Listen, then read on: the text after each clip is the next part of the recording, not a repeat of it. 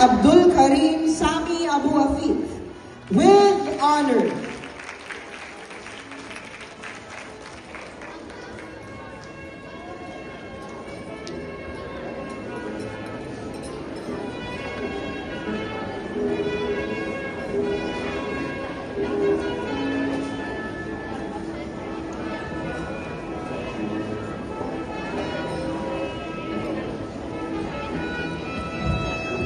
Sean Marvin P. Manalaysay.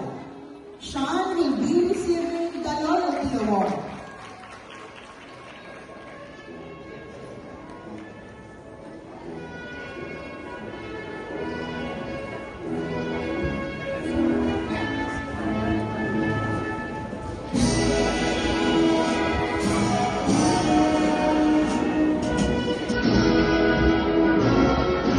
Samuel A. Manogue with highest honors.